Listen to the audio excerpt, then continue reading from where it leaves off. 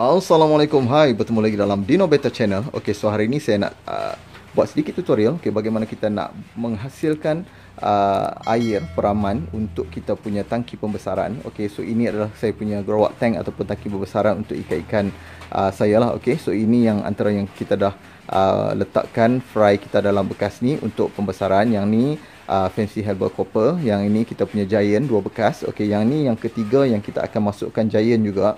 Okey, bagaimana cara untuk kita hasilkan air peraman ni? So, apa yang kita perlukan sekarang ni adalah, yang pertama sekali adalah daun ketapang, yang mana kita dah buang urat di bahagian tengah ni. Yang kedua, kita perlukan hypocrystal untuk menetralkan kita punya klorin. Yang ketiga, kita perlukan garam kasar ataupun garam ikan ni. Dan yang keempat, kita perlukan air biru lah. Okay, kita perlu masukkan ke dalam bekas ni. So, bagaimana teknik kita nak buat? Kita perlu masukkan hypocrystal ni sebanyak 2 biji juga, macam kita buat air peraman yang biasa. Okey, kita perlukan 2 biji sebab bekas ni memang air yang boleh banyak, dan kita hanya biarkan tinggal sedikit saja pada bahagian atas sebab grow up tank ni kita perlukan air yang banyak.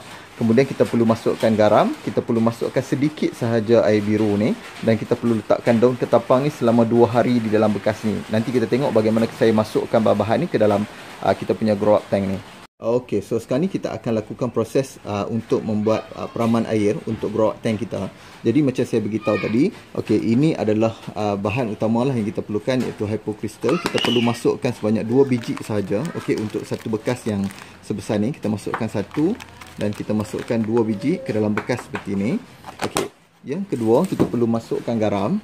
Okey, garam kasar ni ataupun garam ikan ni, macam yang saya tunjukkan sebelum ni, kita masukkan okey ke dalam bekas ni, sebab yang ni untuk anti parasite dan untuk menjagalah kualiti air ni daripada tercemar.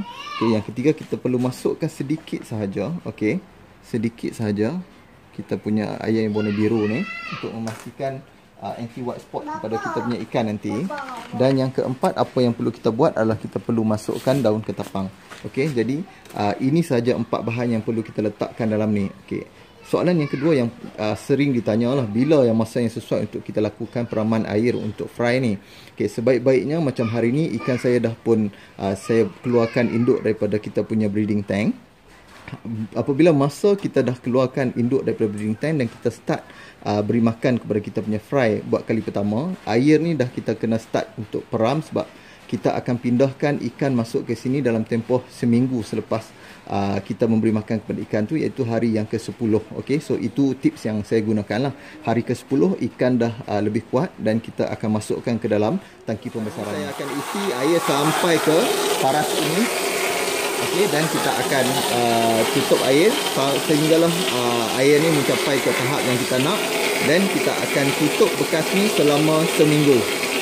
Okey, so sekarang ni saya dah selesai masukkan air dalam bekas ni. So kita akan peram air ni selama seminggu. Okey, so maksudnya hari ke-10, maksudnya hari ni ikan saya dah berusia 3 hari, iaitu fry saya berusia 3 hari, dan hari ke-10 kita akan lepaskan masuk ke dalam bekas ni. Okey, setelah air ni diperam selama seminggu, bermula pada hari ni. Mana hari ni saya peram air, dan hari ni juga usia fry saya adalah 3 hari.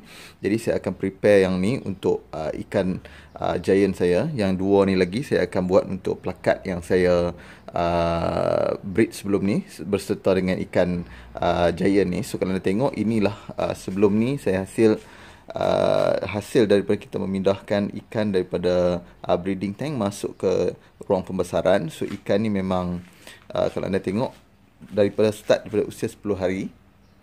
So yang ni dah pun berusia lebih kurang 3 minggu.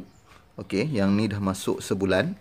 Okey, yang ni berusia 2 bulan. Okey, so kalau selepas ni saya akan masukkan yang ni bermula pada usia 10 hari. Kita akan tengok bagaimana proses kita nak lakukan tu. Jadi anda perlu ikuti step-step yang saya tunjukkan ni dengan betul, dan kita akan tengok satu persatu. Okey, kita jumpa lagi dalam video-video yang lain. Assalamualaikum.